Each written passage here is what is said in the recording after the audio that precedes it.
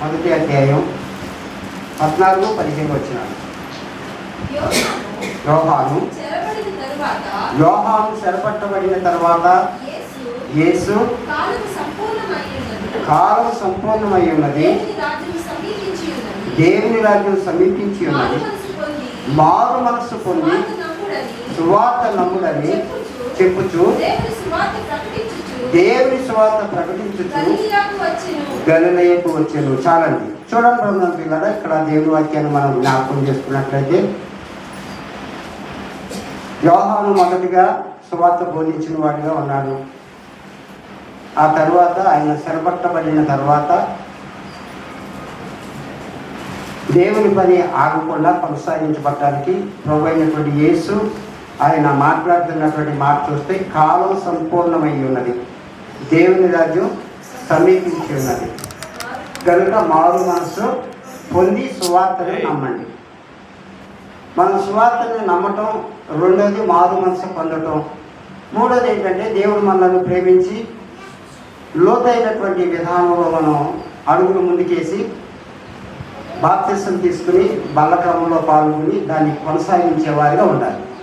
ప్రభువుకు దగ్గరగా ప్రభు సన్నిధిలో ఉంటూ ప్రభు నామాన్ని మహింపరిచేవారిగా ఉండాలి. ఇక్కడ యోహాను తర్వాత ప్రభువు ఏం చేశాడంటే ఆ పనిని కొనసాగించినట్లుగా మనకి ఇక్కడ కనబడుతుంది.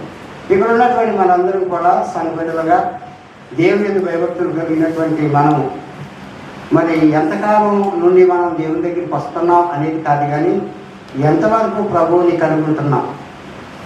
ప్రభువుని కనుగొన్న దాన్ని బట్టి ఇప్పుడు ఒక యవనస్తురాలకి వివాహం జరిగింది అనుకోండి, ఆ వివాహం అయిన తర్వాత దాంపత్య జీవితాన్ని దేవుడు దీవించి ఆశీర్వదించాలని 1 సంవత్సరం అవగానే ఏమన్నా విశేషం ఉందా అంటారు కొంతమంది. 2-3 సంవత్సరాలు అయిపోయింది అనుకో, ఇంకేమన్నా ఉందా అంటారు.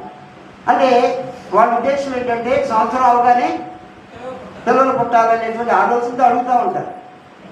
లేనటువంటి వారికి ఏమనిపిస్తుంది, ఇలా అడుగుతున్నారు.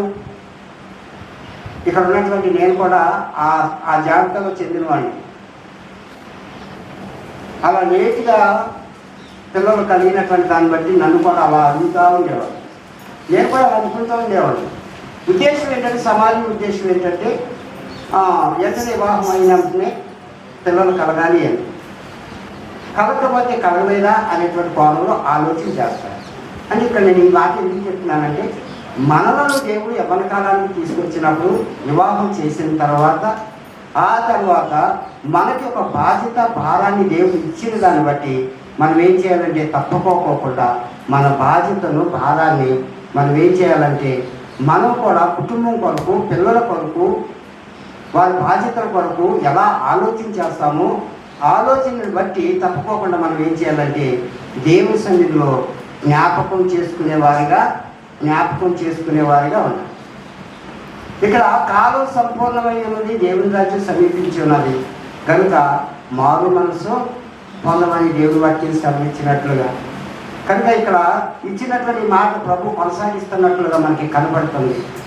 ఆ కొనసాగింపులో నీవు లేక నేను, మనము కూడా దేవుని పనిలో పాలుభాగస్తులు అవ్వాలని దేవుని వాక్యం ఏం చేస్తుందంటే మనలను కూడా బలపరిచేదిగా ఉంటుంది. రెండోది మన బాధ్యతలు మనకి గుర్తు చేసేదిగా ఉంటుంది. కనుక మనం దేవుని దగ్గరికి రావడమే కాదు, నేను ఇలా చెప్పిన ఎగ్జాంపుల్ ఏంటంటే వివాహం అయినటువంటి వ్యక్తి వివాహం అయినట్లుగానే ఉంటే ఉపయోగం ఎలా లేదు, వాళ్ళకి పిల్లా పాపంతో సంతోషంగా ఉండాలని సమాజం, కుటుంబం కోరుకున్నట్లుగా